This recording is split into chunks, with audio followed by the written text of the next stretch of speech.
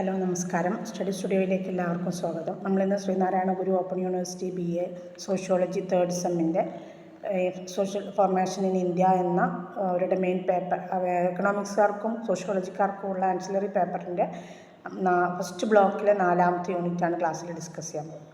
ക്ലാസ്സിലേക്ക് പോകുന്നതിന് മുമ്പ് നിങ്ങൾ എൻ്റെ ഈ ചാനൽ ആദ്യമായിട്ടാണ് കാണുന്നതെങ്കിൽ സബ്സ്ക്രൈബ് ചെയ്യുക, ഷെയർ ചെയ്യുക, നിങ്ങളുടെ കമൻറ്റുകൾ എഴുതി അറിയിക്കുക. ഓക്കെ, അതേപോലെ പെയ്ഡ് നോട്ട്സ്, പെയ്ഡ് അസൈൻമെൻറ്റ്സ് ഒക്കെ ഉണ്ട്. ഫസ്റ്റ് ദിവസം മുതൽ ഇങ്ങോട്ടുണ്ട്. അപ്പോൾ അതൊക്കെ ആവശ്യമുള്ളവരുണ്ടെങ്കിൽ മുൻ വീഡിയോസിലൊക്കെ ഡിസ്ക്രിപ്ഷൻ ബോക്സിൽ ഞാൻ എൻ്റെ വാട്സപ്പ് നമ്പർ കൊടുത്തിരുന്നു. അപ്പോൾ നിങ്ങൾ വാട്സപ്പിൽ ബന്ധപ്പെടുകയാണെങ്കിൽ അതിൻ്റെ ഡീറ്റെയിൽസ് തരാം. ഓക്കെ, ക്ലാസ്സിലേക്ക് പോകാം. ബ്ലോക്ക് ഫസ്റ്റിൽ യൂണിറ്റ് 4 ഏതാണ്? Social formation in India. BA സോഷ്യോളജിക്കാർക്കും BA ഇംഗ്ലീഷ് എക്കണോമിക്സുകാർക്കും തേർഡ് സെമ്മിലുള്ള പേപ്പറാണ് കേട്ടോ, ആൻസിലറി പേപ്പറാണ്. അപ്പോൾ ഇതിൽ 4ാമത്തെ യൂണിറ്റ് പറയുന്നത് സ്ലേവ് സൊസൈറ്റീസ് ഇൻ ജനപദാസാണ്. ജനപദങ്ങളിലെ അടിമ സമൂഹങ്ങളെക്കുറിച്ചാണ്. ഇത് second urbanisation, important urban centres, അതാണ് ഫസ്റ്റ് വരുന്നത്. രണ്ടാം നഗരവൽക്കരണം, പ്രധാന നഗര കേന്ദ്രങ്ങൾ. പുരാതന ഇന്ത്യയിലെ രണ്ടാമത്തെ നഗരവൽക്കരണം എന്ന് പറയുന്നത് ഹാരപ്പൻകാരുടെ തകർച്ചയ്ക്ക് ശേഷം ഉയർന്നു വന്ന, അല്ലെങ്കിൽ ഹാരപ്പൻ്റെ തകർച്ചയെ തുടർന്ന് നൂറ്റാണ്ടുകളായിട്ട് നിലനിന്ന നഗരങ്ങളുടെ ആവിർഭാവത്തിൻ്റെ സവിശേഷതയാണ് പറയുന്നത്. അതൊരു സാഹിത്യ പാരമ്പര്യത്തിൻ്റെ തുടക്കമായിരുന്നു. കാർഷിക വാസസ്ഥലങ്ങളുടെ വ്യാപനം, ഇരുമ്പ് സാങ്കേതിക വിദ്യയുടെ വികസനം, മിച്ചധാന്യ ഉൽപ്പാദനം തുടങ്ങിയ ഘടകങ്ങൾ ഈ നഗര വളർച്ചയ്ക്ക് കാരണമായിട്ടുണ്ട്. മിച്ചോൽപാദനം ഭക്ഷ്യേതര ഉൽപ്പാദക വിഭാഗങ്ങളെ പിന്തുണയ്ക്കുന്നതിനും വ്യാപാര നഗരങ്ങളുടെ ഉയർച്ചയ്ക്കും ഇടവരുത്തി. ഗ്രാമീണ മേഖലകളിൽ നിന്നുള്ള കുടിയേറ്റം നഗര കേന്ദ്രങ്ങളിൽ ജനസംഖ്യ വർദ്ധിപ്പിച്ചു. ഈ നഗരങ്ങളെ വ്യാപാരം, മതം, വിദ്യാഭ്യാസം, ഭരണപരമായ സ്വാതന്ത്ര്യങ്ങളൊക്കെ അവർ അനുഭവിച്ചു, അല്ലെങ്കിൽ അതിൻ്റെയൊക്കെ കേന്ദ്രങ്ങളായിട്ട് മാറി. സമകാലിക സാഹിത്യം നഗരകേന്ദ്രങ്ങളെ സൂചിപ്പിക്കാൻ പുര, അല്ലെങ്കിൽ ദുർഗ, നിഗമ, നഗർ തുടങ്ങിയ പദങ്ങളൊക്കെ ഉപയോഗിച്ചിരുന്നു. രാജകീയ, ഈ പുര എന്ന് പറയുന്നത് ആദ്യം ഉറപ്പുള്ള വാസസ്ഥലങ്ങൾ, അതായത് ഒരിടത്തുറച്ചൊരു വാസസ്ഥലമായിരുന്നു. രാജകീയ വസതികളെയോ അത് പരാമർശിക്കുന്നത്. പിന്നീട് നഗരം എന്നൊരർത്ഥം അതിന് കൊടുക്കുകയാണ് ചെയ്തത്. ദുർഗ എന്നത് ഉറപ്പുള്ള സ്ഥലങ്ങളെ സൂചിപ്പിക്കുന്നു. ഇത് നിയന്ത്രണത്തിനും സംരക്ഷണത്തിനും പ്രാധാന്യം നൽകുന്ന നഗരങ്ങളാണ്. നിഗമ എന്നത് വാണിജ്യ പ്രവർത്തനങ്ങൾ നടത്തിയിരുന്ന കച്ചവട നഗരങ്ങളെയാണ് സൂചിപ്പിക്കുന്നത്. ഗംഗാതടത്തിൽ സ്ഥിതി ചെയ്യുന്ന ചമ്പ, രാജഗ്രഹം, അതുപോലെ കാശി, ശ്രാവസ്തി, സാകേത, കൗസാംബി എന്നിവ ഉൾപ്പെടെ 6 മഹാനഗരങ്ങളെ ബുദ്ധസാഹിത്യത്തിൽ പരാമർശിക്കുന്നുണ്ട്. കൗസാംബ രാജാവ് സ്ഥാപിച്ച നഗരമാണ് കൗസാംബി എന്നത്. അത് വളരെ ശ്രദ്ധേയമായ ഒരു നഗരമായിരുന്നു ആ കാലഘട്ടത്തിൽ. ഇനി ജനപദാസ് ആൻഡ് മഹാജനപദാസ്, ജനപദങ്ങളും മഹാജനപദങ്ങളും. വേദകാലഘട്ടത്തിലെ ഗോത്ര രാഷ്ട്രീയ സംഘടനയാണ് ഉണ്ടായിരുന്നത്. അത് ക്രമേണ പ്രാദേശിക സംസ്ഥാനങ്ങളിലേക്ക് പരിവർത്തനം ചെയ്തു. വംശങ്ങൾ, ജനങ്ങൾ രൂപീകരിക്കുകയും ജനപദങ്ങൾ എന്ന് വിളിക്കപ്പെടുന്ന പ്രദേശങ്ങളിൽ സ്ഥിരതാമസമാക്കുകയും ചെയ്തു. ഇവർ പ്രധാനമായിട്ടും വേട്ടയാടലും പശുപരിപാലനത്തിലും ശ്രദ്ധ കേന്ദ്രീകരിച്ചു. നിരവധി കുടുംബങ്ങൾ ഉൾപ്പെടുന്ന കുല അഥവാ കുടുംബം, ഗ്രാമങ്ങൾ എന്നിവയായിരുന്നു പ്രധാന ഭരണ യൂണിറ്റുകൾ. സമ്പദ് വ്യവസ്ഥ മാറുന്നതിനനുസരിച്ച് ഈ വാസസ്ഥലങ്ങൾ വികസിച്ചു. ജനപദങ്ങൾ എന്ന് വിളിക്കപ്പെടും എന്നും പിന്നീട് മഹാജനപദങ്ങൾ എന്നറിയപ്പെടുന്ന വലിയ യൂണിറ്റുകളായിട്ടത് പരിണമിച്ചു. ഈ വികാസത്തോടെ പട്ടണങ്ങൾ അധിക സ്ഥാനങ്ങളുള്ള വലിയ സ്ഥാപനങ്ങളായിട്ട് മാറി. നിരവധി ജനപദങ്ങൾ കൂടിച്ചേർത്ത് രാജാക്കന്മാരുമായിട്ട് മഹാജനപദങ്ങൾ രൂപപ്പെട്ടത് രാഷ്ട്രീയ ജീവിതത്തിൻ്റെ പ്രത്യേകതയായിട്ട് കൂടി കണക്കാക്കുന്നുണ്ട്. ആയിരക്കണക്കിന് ഗ്രാമങ്ങളും ഏതാനും നഗരങ്ങളും ഉൾപ്പെടുന്നതായിരുന്നു മഹാജനപദങ്ങൾ. ബുദ്ധ, ജൈന ഗ്രന്ഥങ്ങൾ 16 മഹാജനപദങ്ങളെ പരാമർശിക്കുന്നുണ്ട്. ഈ പ്രദേശങ്ങൾ ആധുനിക പാകിസ്ഥാൻ മുതൽ ബീഹാർ വരെയും ഹിമാലയത്തിൻ്റെ താഴ്വര മുതൽ തെക്ക് ഗോദാവരി നദി വരെയും വ്യാപിച്ചു കിടക്കുന്നു. 16 മഹാജനപദങ്ങൾ. ഓരോ മഹാജനപദങ്ങൾക്കും അവരുടേതായ പ്രത്യേകതകൾ ഉണ്ടായിരുന്നു. ഓരോന്നിനും അതിൻ്റേതായ പ്രത്യേകതകൾ ഉണ്ടായിരുന്നു. ഒരു ഉദാഹരണത്തിന് കാശി നഗരം അതിൻ്റെ ടെക്സ്റ്റൈൽ വ്യവസായത്തിന് പേര് കേട്ടതാണ്. അതേസമയം മഗധ അതിൻ്റെ ഫലഭൂയിഷ്ഠമായ ഭൂമി, തന്ത്രപ്രധാനമായ സ്ഥാനം, ബുദ്ധനെ പോലുള്ള പ്രമുഖ വ്യക്തികൾ എന്നിവ കാരണം ഏറ്റവും പ്രധാനപ്പെട്ട മഹാജനപദമായിട്ട് വളർന്നു. വജ്ജി ഫെഡറേഷൻ, അല്ലെങ്കിൽ രാജവാഴ്ച ഇല്ലാത്ത എന്ന പ്രദേശത്തിന് ഏറ്റവും മികച്ചൊരു ഉദാഹരണമാണ്. അങ്ങനെ പല 16 അവർ പറയുന്നുണ്ടെങ്കിലും അതിൽ 16 എന്തുണ്ട്, അതിൻ്റേതായ തനതായ പ്രത്യേകതകൾ ഉണ്ടായിരുന്നു. മഹാജനപദങ്ങൾ സാമൂഹിക, സാമ്പത്തിക, രാഷ്ട്രീയ പ്രവർത്തനങ്ങൾക്ക് പരിവർത്തനങ്ങൾക്ക് തുടക്കം കുറിച്ചു.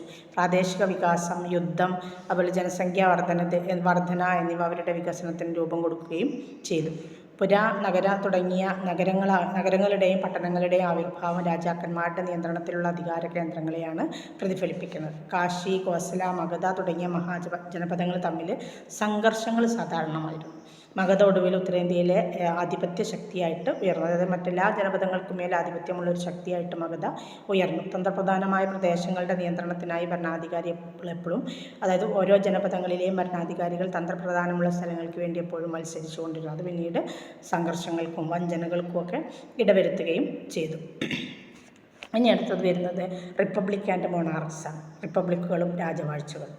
മഹാജനപദങ്ങളുടെ രാഷ്ട്രീയ സംവിധാനങ്ങൾ വ്യത്യസ്തമാണ്. ചിലർക്ക് രാജഭരണമാണ് ഉണ്ടായിരുന്നതെങ്കിലും മറ്റുള്ളവർക്ക് ഒരു റിപ്പബ്ലിക് ഭരണകൂടമാണ് ഉണ്ടായിരുന്നത്. മന്ത്രിമാരുടെ ഒരു കൗൺസിൽ പിന്തുണക്കുന്ന ഭരണമാണ് രാജവാഴ്ചയുടെ സവിശേഷത. അതേസമയം റിപ്പബ്ലിക്കൻ സംസ്ഥാനങ്ങൾ പ്രഭുക്കന്മാരുടെ നിയന്ത്രണത്തിലുമായിരുന്നു. റിപ്പബ്ലിക്കുകൾ ഒന്നുകിൽ ഗണങ്ങൾ എന്ന് വിളിക്കപ്പെടുന്ന വ്യക്തിഗത സ്ഥാപനങ്ങൾ അല്ലെങ്കിൽ ഗണസംഘങ്ങൾ എന്നറിയപ്പെടുന്ന കോൺഫെഡറേഷനുകളായിരുന്നു. ഈ റിപ്പബ്ലിക്കുകൾ ഭരിച്ചത് ഒരു ശക്തനായ രാജാവല്ല, മറിച്ചൊരു കൂട്ടം തലവന്മാരാണ്. ആഭ്യന്തര പോരാട്ടങ്ങളും പ്രദേശത്തിൻ്റെ വിപുലീകരണവും പലപ്പോഴും റിപ്പബ്ലിക്കുകളെ രാജവാഴ്ചയിലേക്ക് സ്വീകരിക്കുന്നതിലേക്ക് നയിച്ചിട്ടുണ്ട്. ഇപ്പോൾ റിപ്പബ്ലിക്കുകളിലെ നികുതി പിരിവ് പ്രാദേശിക തലവന്മാരാണ് നിയന്ത്രിക്കപ്പെട്ടിരുന്ന വികേന്ദ്രീകൃത രൂപത്തിലുള്ള ഒന്നായിരുന്നു. അധിനിവേശങ്ങളിലൂടെയും അതുപോലെ തന്നെ സഖ്യങ്ങളുടെ രൂപീകരണത്തിലെയും രാജ്യം വിപുലീകരിച്ച ബിംബിസാരൻ, അജാതശത്രു തുടങ്ങിയ ഭരണാധികാരികളുടെ നേതൃത്വത്തിൽ മഗധ ഏറ്റവും ശക്തമായ മഹാജനപദമായിട്ട് ഉയർന്നു വന്നു. മഗധയിലെ ആദ്യകാല ഭരണാധികാരികൾ സാധാരണ സൈന്യത്തെ പരിപാലിക്കുകയും ഗ്രാമത്തലവന്മാർ മുഖേന നികുതി പിരിച്ചെടുക്കുകയും ചെയ്തു. അതുപോലെ തന്നെ മഗധയിലെ ഗംഗാ സമതലങ്ങളിൽ അധികാരമുറപ്പിച്ചുകൊണ്ട് മഹാപത്മാനന്ദൻ നന്ദഭരണം സ്ഥാപിച്ചു. നന്ദഭരണാധികാരികളിലെ ഇന്ത്യയിലെ ആദ്യത്തെ സാമ്രാജ്യങ്ങൾ നിർമ്മിച്ചവരിൽ ഒരു വിഭാഗമായിരുന്നു. ഇനി the varna system and caste structure in India. ഇന്ത്യയിലെ വർണ്ണവ്യവസ്ഥയും ജാതി ഘടനയും. വർണ്ണ സമ്പ്രദായത്തിൻ്റെ ഉത്ഭവം ആദ്യകാല വേദഗ്രന്ഥങ്ങളിൽ നിന്നാണ് ഉണ്ടാവുന്നത്. പുരുഷ സൂക്ത ശ്ലോകം 4 വർണ്ണങ്ങളെയാണ് ചിത്രീകരിക്കുന്നത്. അറിയാലോ, ബ്രാഹ്മണർ, ക്ഷത്രിയർ, വൈശ്യർ, ശൂദ്രർ എന്നാണ് 4 വർണ്ണങ്ങൾ. പുരുഷൻ്റെ വായിൽ നിന്ന് ഉത്ഭവിച്ചവരാണ് ബ്രാഹ്മണരെന്നും, ക്ഷത്രിയന്മാർ അവൻ്റെ കൈകളിൽ നിന്നും, വൈശ്യർ തുടകളിൽ നിന്നും, ശൂദ്രർ പാദങ്ങളിൽ നിന്നും. അപ്പോൾ അതാണ് ആ സ്ഥാനം അങ്ങനെ താഴ്ന്നു പോകുന്നതിൻ്റെ ഒരു അർത്ഥം. ഈ വർഗീകരണങ്ങൾ സാമൂഹിക വിഭജനത്തെക്കുറിച്ച് സൂചന നൽകുന്നുണ്ട്. എങ്കിലും പിന്നീടുള്ള വ്യാപനങ്ങളെ അപേക്ഷിച്ച്, അതായത് ഇത്തരത്തിലുള്ള ജാതി വ്യവസ്ഥയുടെ വ്യാപനത്തെ അപേക്ഷിച്ച് ആദ്യകാല ഗ്രന്ഥങ്ങളിൽ അതത്ര കർശനമായിട്ട് പറയുന്നില്ല. എന്ന് പറഞ്ഞാൽ അത്രയും ശക്തമായ രീതിയിൽ അതിനെ തരംതിരിച്ചിട്ടില്ല എന്നതാണ് തോന്നുന്നത് ആ കാലഘട്ടത്തിൽ. ഇപ്പോൾ എസ്.സി. ഡ്യൂബിൻ്റെ ത്രിഗുണ സിദ്ധാന്തം വ്യക്തികൾക്ക് 3 അന്തർലീന ഗുണങ്ങളുണ്ട് എന്ന് അഭിപ്രായപ്പെടുന്നു. സത്വ എന്ന് പറഞ്ഞാൽ നന്മ, രജസ് എന്ന് പറഞ്ഞാൽ ആസക്തി, തമസ് മന്ദത എന്നിങ്ങനെയുള്ള 3 ഗുണങ്ങൾ അദ്ദേഹം പറയുന്നത്. മുഖ്യമായിട്ടും സാത്വിക സ്വഭാവമുള്ളവരെ ബ്രാഹ്മണരായിത്തീരും. രാജാവിന് വ്യക്തികളെ ക്ഷത്രിയരും വൈശ്യരുമായിട്ട് തരംതിരിച്ചു. രണ്ടാമത് പറയുന്നത് രജസ് ആണ് 2 വിഭാഗങ്ങളെ കാണുന്നത്. പിന്നെ താമസക്കാരായ വ്യക്തികളെ ശൂദ്രരെന്ന് തിരിച്ചറിഞ്ഞു. ഇങ്ങനെ 4 വിഭാഗങ്ങളെ 3 ഗണങ്ങളിലാക്കിയിട്ടാണ് ഡ്യൂബ് തിരിച്ചിട്ടുള്ളത്. ആര്യവൽക്കരണം എന്ന ആശയം ഉടലെടുത്തത് സാംസ്കാരിക വിനിമയത്തിലൂടെയാണ്.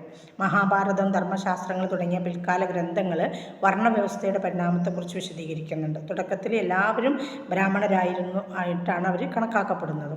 എന്നാൽ പ്രവർത്തനങ്ങൾ ഭിന്നതയിലേക്ക് നയിച്ചു. അതായത് അവരുടെ ചെയ്യുന്ന ജോലികൾ ഓരോരുത്തരുടെയും ഓരോ ഭിന്ന വിഭാഗങ്ങളിലേക്ക് നയിച്ചു. അതുപോലെ തന്നെ മനുവിൻ്റെ രചനകളിൽ വർഗീകരണത്തെ പിന്തുണയ്ക്കുന്നുണ്ട്. പ്രാപഞ്ചിക ക്രമം നിലനിർത്താൻ ഓരോ വർണ്ണത്തിനും പ്രത്യേക ചുമതലകൾ അദ്ദേഹം അനുവദിച്ചു കൊടുക്കുന്നുണ്ട്. മനു പറയുന്നതനുസരിച്ച് 4 വർണ്ണങ്ങൾ മാത്രമേ നിലവിൽ നിൽക്കുന്നുള്ളൂ. ജാതികൾ എന്ന ആശയം ഉയർന്ന വർണ്ണങ്ങളുടെയും താഴ്ന്ന നിലയിലുള്ള സ്ത്രീകളുടെയും അതുപോലെ അവരുടെ സന്തതികളിൽ നിന്ന് ഉയർന്നു വന്നതാവാം എന്നാണ് കരുതപ്പെടുന്നത്. ഓരോ വർണ്ണവും ആയിട്ടും ബന്ധപ്പെട്ട കർത്തവ്യങ്ങൾ പ്രതീകാത്മകമായിട്ട് പുരുഷൻ്റെ ശരീരവുമായി ബന്ധപ്പെട്ടിരിക്കുന്നു. ബ്രാഹ്മണർക്ക് അറിവ് സംരക്ഷിക്കാനും, ക്ഷത്രിയർക്ക് ഭരണം പ്രതിരോധം തുടങ്ങിയ കാര്യങ്ങൾ ചെയ്യാനും, വൈശ്യർക്ക് കൃഷി, കച്ചവടം, ശൂദ്രർക്ക് അടിമത്വവും കൈവേലയുമാണ് നിശ്ചയിക്കപ്പെട്ടിട്ടുള്ളത്. ബ്രാഹ്മണർ ധർമ്മം ഉയർത്തിപ്പിടിക്കുന്ന ഏറ്റവും ഉയർന്ന സ്ഥാനം വഹിക്കുന്ന ധർമ്മശാസ്ത്രങ്ങളിൽ അവരെ പ്രത്യേകം പരാമർശിക്കുന്നുമുണ്ട്. കാസ്റ്റ എന്ന സ്പാനിഷ് പദത്തിൽ നിന്ന് ഉരുത്തിരിഞ്ഞതാണ് കാസ്റ്റ് അഥവാ ജാതി എന്ന പാരമ്പര്യം. എൻഡോഗമസ് എന്നിവയെ സൂചിപ്പിക്കുന്ന സമൂഹ നിലയും തൊഴിലും നിർണ്ണയിക്കുന്ന ഗ്രൂപ്പുകൾ മിശ്രവിവാഹത്തിനും അതുപോലെ തന്നെ ഇൻ്റർ ഡൈനിങ്ങിനുമൊക്കെ അവർ എതിർത്തു. ജനനം കൊണ്ട് തന്നെ ജാതി അംഗത്വം നിശ്ചയിക്കുന്ന രീതിയാണ് ഉണ്ടായത്. അതായത് ഏത് ജാതിയിലാണോ ജനിച്ചത്, പിന്നെ ആ കുട്ടി എന്താണ് ആ ജാതിയിൽപ്പെട്ട ആൾ. അപ്പോൾ ജനനം കൊണ്ട് തന്നെ നിശ്ചയിക്കുന്ന ഒന്നായിരുന്നു ജാതി സമ്പ്രദായം. എൻഡോഗമി ഒരു പ്രധാന ആചാരമാണ്. എൻഡോഗമി എന്ന് പറഞ്ഞാൽ എന്താണ്? സ്വജാതിയിൽ നിന്ന് തന്നെയുള്ള വിവാഹം. സംസ്കൃതവൽക്കരണം അല്ലെങ്കിൽ നഗരവൽക്കരണം പോലുള്ള പ്രക്രിയകളിലൂടെ സാമൂഹിക ചലനത്തിന് സാധ്യതകളുണ്ടെങ്കിലും കാര്യമായ മാറ്റങ്ങൾ പലപ്പോഴും ഘടനാപരമായതിനേക്കാൾ സ്ഥാനത്തിനാണ് നൽകിയിരുന്നത്. ബന്ധുത്വ വ്യവസ്ഥകളും ഈ ജാതി സമ്പ്രദായത്തിൻ്റെ ആക്കം കൂട്ടി. അതിനെ കൂടുതൽ ശക്തിപ്പെടുത്തുന്നതിൽ ബന്ധുത്വ രീതികൾ വിജയിച്ചു. കാരണം വ്യക്തികൾ സാധാരണയായിട്ട് അവരുടെ ജാതിക്കുള്ളിൽ തന്നെ വിവാഹം കഴിക്കുകയാണ്. അപ്പോൾ അതേസമയം വിശാലമായ പ്രാദേശിക വ്യതിയാനങ്ങൾ സാമൂഹിക ചലനത്തെ സ്വാധീനിക്കുന്നുണ്ട്. കൂടാതെ ഹിന്ദുക്കൾ 4 ആശ്രമങ്ങൾ, ജീവിതത്തിൻ്റെ 4 ഘട്ടങ്ങൾ നാവിഗേറ്റ് ചെയ്യുന്നതായിട്ട് പ്രതിനിധീകരിക്കുന്നുണ്ട്. ബ്രഹ്മചര്യം വിദ്യാഭ്യാസ ഘട്ടം, പിന്നെ ഗൃഹസ്ഥാശ്രമം എന്ന് പറഞ്ഞാൽ കുടുംബജീവിതം നയിക്കുന്ന ഘട്ടം, പിന്നെ വാനപ്രസ്ഥാശ്രമം എന്ന് പറഞ്ഞാൽ ആത്മീയ പരിശ്രമത്തിൻ്റെ ഘട്ടം, പിന്നെ സന്യാസം എന്ന് പറഞ്ഞാൽ ത്യാഗത്തിൻ്റെതായ ഘട്ടം. ഈ ഘട്ടങ്ങൾ വർണ്ണസമ്പ്രദായം പോലെ വ്യക്തിഗത വികസനത്തിനുള്ള ഒരു ചട്ടക്കൂടിനെയാണ് പ്രതിഫലിപ്പിക്കുന്നത്. അവസാനമായിട്ട് സംസ്കാരങ്ങൾ അല്ലെങ്കിൽ അനുഷ്ഠാനങ്ങൾ ജീവിതത്തിലുടനീളം പ്രവർത്തനങ്ങളെ സൂചിപ്പിക്കുന്ന ആചാരങ്ങളാണ്. വേദജ്ഞാനത്തിലൂടെ ഒരു ശൂദ്രന് പോലും എന്തെങ്കിലും ജനകൻ എന്ന് പറഞ്ഞാൽ 2 തവണ ജനിച്ചവരിപ്പോൾ ബ്രാഹ്മണരെ ക്ഷത്രിയരെ വൈശ്യരെയൊക്കെ 2 തവണ ജനിച്ചവരായിട്ടാണ് കണക്കാക്കുന്നത്. അങ്ങനെ ആവാൻ ഒരിക്കലും ആർക്ക് കഴിയില്ല, ഒരു ശൂദ്രന് കഴിയില്ല. ഈ ക്രിയേഷൻ ഓഫ് കാസ്റ്റസ്, ജാതികളുടെ സൃഷ്ടി. ജാതി എന്ന പദം ശുദ്ധമായത് എന്ന അർത്ഥത്തിൽ നിന്ന് ഉരുത്തിരിഞ്ഞതാണ്. ആചാരപരമായ പദവിയായിട്ട് വിവർത്തനം ചെയ്ത വർണ്ണ എന്ന ആശയവുമായിട്ട് ബന്ധപ്പെട്ടതാണ് ജാതി. ഈ ശ്രേണിക്രമത്തിലെ ബ്രാഹ്മണർ ഏറ്റവും ഉയർന്ന പദവി സ്വീകരിച്ചു. ബ്രാഹ്മണരും അധ്വാനിക്കുന്നവരും ഉൾപ്പെടെയുള്ള തത്വചിന്തകരോടുള്ള ഉയർന്ന ബഹുമാനം ചൂണ്ടിക്കാണിച്ച് ഗ്രീക്ക് എഴുത്തുകാരനായ മെഗസ്തനീസ് ഇന്ത്യൻ സമൂഹ സിദ്ധാന്തങ്ങളിലെ തലത്തിലുള്ള അല്ലെങ്കിൽ ശുദ്ധി തലങ്ങളുമായിട്ട് ബന്ധിപ്പിക്കുന്ന 7 വിഭാഗങ്ങളുള്ളതായിട്ട് അദ്ദേഹം വിശേഷിപ്പിക്കുന്നുണ്ട്. ബ്രാഹ്മണർ, പുരോഹിതന്മാർ, ക്ഷത്രിയർ, യോദ്ധാക്കൾ, വൈശ്യർ, വ്യാപാരികൾ, ശൂദ്രർ, തൊഴിലാളികൾ എന്നിങ്ങനെ 4 വർണ്ണങ്ങളോട് സൃഷ്ടിയെ ഊട്ടിയുറപ്പിക്കുന്നതിന് വൈദിക ഗ്രന്ഥങ്ങൾ പ്രത്യേക പദവി വഹിക്കുന്നുണ്ട്. ജാതി എന്ന ആശയം അപ്പോൾ ആ 4 വർണ്ണങ്ങൾ വൈദിക ഗ്രന്ഥങ്ങളിൽ നിന്നാണെങ്കിൽ ജാതി എന്ന ആശയവും അവിടെ സ്വാധീനം ചെലുത്തിയിട്ടുണ്ടെന്നാണ് പറയുന്നത്. ഒരു സമൂഹം ജാതി അധിഷ്ഠിത വ്യവസ്ഥിതിയിലേക്ക് പരിണമിക്കുന്നത് സാമൂഹിക അസമത്വങ്ങൾ, അതുപോലെ വിഭവങ്ങളിലേക്കുള്ള അസമമായ പ്രവേശനം, ഒരു ശ്രേണീപരമായ ഘടനയിലുള്ള നിയമസാധുത എന്നിവയിലൂടെ, അല്ലെങ്കിൽ അതിനെയൊക്കെ ആസ്പദമാക്കിയിട്ടാണ്. വംശങ്ങളും ജാതികളും തമ്മിൽ സമാന്തരങ്ങൾ നിലനിൽക്കുന്നുണ്ട്. അവ രണ്ടും ഗ്രൂപ്പ് അംഗത്വവും പദവിയും നിർണ്ണയിക്കുന്ന ഘടകങ്ങളാണ്. ആചാരങ്ങളിലും സാംസ്കാരിക ആചാരങ്ങളിലുമുള്ള വ്യതിയാനങ്ങളാൽ ശക്തിപ്പെടുത്തുന്നതുമാണ്. ജാതികൾ അധിനിവേശത്താൽ സ്വാധീനിക്കപ്പെടുന്നുണ്ട്. സമൂഹങ്ങളിൽ വൈവിധ്യമാർന്ന റോളുകളോടെ ഉയർന്നു വരുന്നതാണ് ജാതികൾ. അവരുടെ സ്വത്വങ്ങൾക്ക് മറ്റ് ഗ്രൂപ്പുകളുമായുള്ള ആശയവിനിമയത്തിലൂടെയാണ് വികസിക്കാൻ കഴിയുക. പക്ഷെ അത് പല ജാതികളും അനുവദിക്കുന്നില്ല. ഗോത്രത്തിൽ നിന്നോ കുലത്തിൽ നിന്നോ ജാതിയിലേക്കുള്ള മാറ്റം ഇന്ത്യൻ സാമൂഹിക ചരിത്രത്തിലെ അടിസ്ഥാനപരമായ മാറ്റത്തെയാണ് സൂചിപ്പിക്കുന്നത്. മതപരവും സാമ്പത്തികവും രാഷ്ട്രീയവുമായ ഘടകങ്ങളിൽ സ്വാധീനിക്കപ്പെട്ട ഈ പരിവർത്തനം ഭക്ഷണ നിയന്ത്രണങ്ങളും സ്ത്രീകളുടെ പദവിയും ഉൾപ്പെടെ ജീവിതത്തിൻ്റെ എല്ലാ മേഖലകളെയും ബാധിച്ചിട്ടുമുണ്ട്. ജാതിയുടെ വികാസവും മഗധയുടെ ഉയർച്ചയും മനസ്സിലാക്കുന്നതിന് സ്വാംശീകരണം, ഏറ്റുമുട്ടൽ, പ്രത്യയശാസ്ത്രപരമായ ന്യായീകരണം എന്നിവ ഉൾപ്പെടെയുള്ള സാമൂഹിക പരിണാമത്തിൻ്റെ ചലനാത്മകതയെ തിരിച്ചറിയേണ്ടത് അത്യാവശ്യമാണ്. ഈ ഘടകങ്ങളുടെ ഇടപെടൽ ഇന്ത്യയുടെ ചരിത്രപരമായ ഭൂപ്രകൃതിയെ രൂപപ്പെടുത്തി. അധികാരവും സ്വത്വവും അധികാര ശ്രേണിയും തമ്മിലുള്ള സങ്കീർണമായ പരസ്പര ബന്ധവും അത് വെളിപ്പെടുത്തി. The evolution of the varna system during the mahajanapada period, അതാണ് ഇന്ന് നമുക്ക് അടുത്ത് നോക്കാനുള്ളത്. അതായത് മഹാജനപദങ്ങളിലെ വർണ്ണവ്യവസ്ഥയുടെ പരിണാമം. BC 6 മുതൽ 3-ാം നൂറ്റാണ്ട് വരെ നീണ്ടുനിന്ന മഹാജനപദങ്ങളുടെ കാലഘട്ടം പുരാതന ഇന്ത്യയുടെ സാമൂഹിക രാഷ്ട്രീയ ഭൂപ്രകൃതിയിൽ ഒരു സുപ്രധാന കാലഘട്ടത്തെയാണ് അടയാളപ്പെടുത്തുന്നത്. ആ കാലഘട്ടത്തിലെ എക്കണോമിക് ഫാക്ടേഴ്സ് നോക്കാം. സാമ്പത്തിക ഘടകങ്ങൾ. വർണ്ണസമ്പ്രദായത്തിൻ്റെ പരിണാമത്തിൻ്റെ ഏറ്റവും സ്വാധീനിച്ച ചാലകശക്തികളിൽ ഒന്നാണ് സാമ്പത്തിക വികാസവുമായി ബന്ധപ്പെട്ട ഘടകങ്ങൾ. മഹാജനപദങ്ങൾ കൃഷിയിലും വ്യാപാരത്തിലും ഗണ്യമായ വളർച്ചയ്ക്ക് സാക്ഷ്യം വഹിച്ചു. മെച്ചപ്പെട്ട കാർഷിക സാങ്കേതിക വിദ്യകൾ, അതുപോലെ അനുകൂലമായ കാലാവസ്ഥ സാഹചര്യങ്ങൾ എന്നിവ ഉൽപ്പാദനക്ഷമത വർദ്ധിപ്പിച്ചു. അപ്പോൾ എന്തുണ്ടായി? മിച്ചോൽപാദനമുണ്ടായി. ഈ മിച്ചം ഒരു സമ്പന്ന ഭൂവുടമ വർഗത്തിൻ്റെ ഉദയത്തിന് കാരണമായി. അത് സാമൂഹിക മാനദണ്ഡങ്ങളും ഘടനകളും രൂപപ്പെടുത്തുന്നതിൽ സഹായിച്ചു. ഈ ഭൂവുടമകൾ സാമ്പത്തിക ശക്തി നേടിയപ്പോൾ അവർ തങ്ങളുടെ പദവി നിലനിർത്താനും അവരുടെ സമ്പത്തിൻ്റെ തുടർച്ച ഉറപ്പാക്കാനും വേണ്ടി ശ്രമിച്ചു. പലപ്പോഴും സ്ഥിരതയ്ക്കുള്ള തൊഴിലാളികളെ അവർ ആശ്രയിച്ചു. വിശ്വസനീയമായ അധ്വാനത്തിൻ്റെ ഈ ആവശ്യം വർണ്ണവ്യവസ്ഥയുടെ ശുദ്ധീകരണത്തിന് കാരണമായി. ഇനി മറ്റൊന്ന് സോഷ്യൽ സ്ട്രാറ്റിഫിക്കേഷനാണ്, സാമൂഹിക വർഗീകരണം. സമ്പത്തിൻ്റെയും സാമ്പത്തിക സങ്കീർണതയുടെയും വളർച്ചയോടെ മഹാജനപദങ്ങളുടെ കാലത്ത് സാമൂഹിക തരംതിരിവ് കൂടുതൽ പ്രകടമായി. വർണ്ണസമ്പ്രദായം കൂടുതൽ കർക്കശമായൊരു ശ്രേണിയിലേക്ക് ക്രിസ്റ്റലൈസ് ചെയ്യപ്പെട്ടു. അവിടെ വ്യക്തികളെ അവരുടെ തൊഴിൽ മാത്രമല്ല അവരുടെ ജനനവും കൊണ്ട് തരംതിരിക്കുന്ന ഒരു സമ്പ്രദായം ഉണ്ടായി.